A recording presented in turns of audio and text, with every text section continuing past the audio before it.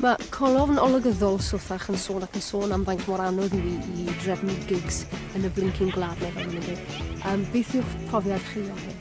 Mae'n anheg meddwl, dwi'n meddwl bod hi'n anheg bod grwpiau'n gorau trefnu gigs sy'n o'i hunan. Ond fatha... Ond yw'n boendio neu chi licor cyfrifoldeb o hwnna? Mae'n rhaid bys. Mae'n rhaid un, lle bych chi ddim yn rhaid un oes? Go fi'n bersonol dwi'n si. Ie, oce. Mae'n neud yr holl beth yn cozy iawn, ti'n meddwl dde? Ti'n gweld yr un boi ac oedd yn chwarae gitar 5 munud yn ôl, rhedeg o gwmpas oedd yn nytter efo cashbox. Diolch.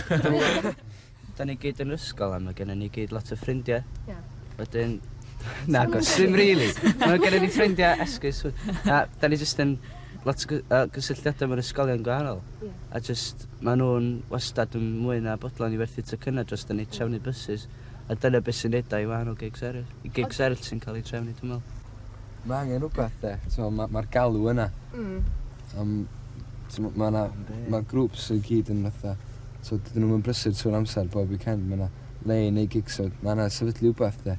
Mae wedi rhywun neud rhywbeth. Dwi'n gwybod pwy chi. Ond bron 10 mlynedd yn oedd pobl yn gweud mae rhaid gwneud rhywbeth. Chi'n meddwl bod pethau wedi newid yn ystod y 10 mlynedd na? Pobl neud rhywbeth wan. Pawb yn gofyn yna. Mae'n amlwg beth o wedi, sbi ar hyn, sy'n ddim wedi digwydd 10 mlynedd yn ôl. So mae jyst i bod yn pafilion Corwen efo, like rhyw supergroup 70 yn chwarae, lle mae yna lot o bands ifanc newydd sbon sy'n mynd i chwarae rhyw 5 o weithiau yn chwarae fan hyn.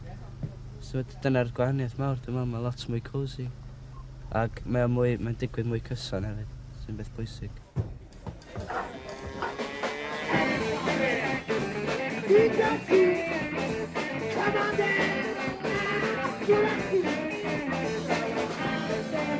Yn fama mae'n gret, achos mae'n bell i ffwrdd o bob man.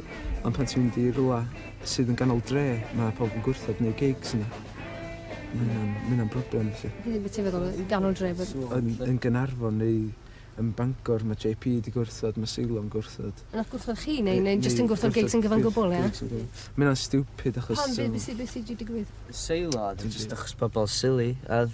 Oops, dwi'n dechrau dweud pethau fan. O, na, mae gen nhw rhyw agwedd rhyfedd. Mae nhw'n rhy gil i sylweddoli bod A mae'r bethau mae yna bethau, little accidents di bod fatha, mae Ceylon lle dim ysmygu, a yna bobl di gadael stumps ar ôl, a gan nhw di ffeindio rhyw caniau cwrw gwag, a mae'r, fair enough, mae o'n sefydliad Cristnogol lle, ond dwi'n mynd gweld pam ddyla hynna dod rhwng pobl ifanc Caernarfon a y bands lle, Achos mae 90% o'r amser mae Ceylon wag beth bynnag. Dwi'n meddwl bod JP yr un peth.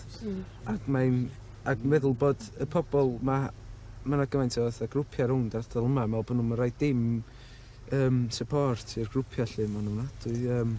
A meddwl, faint o bethau sy'n ni'n gallu gwneud, sy'n rhoi chydig bach o gefn i ni helpu.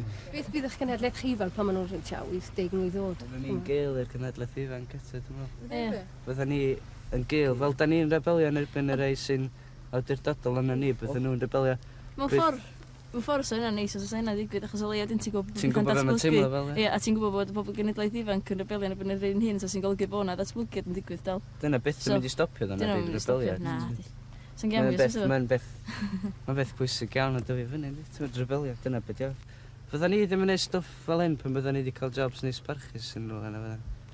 Mae gen ti gyfrifoldeb, mae gen ti blant a car neis mawr. Oeddi ddim, chymod, yn y fwy dwi'n anorfod bod chi'n mynd i gael jobs parchus a... Na, di. Ond mae di digwydd i bob arall. Sa'n dda, sa'n ni'n gallu cael yn cyflogi o wneud o beth fel yma, di?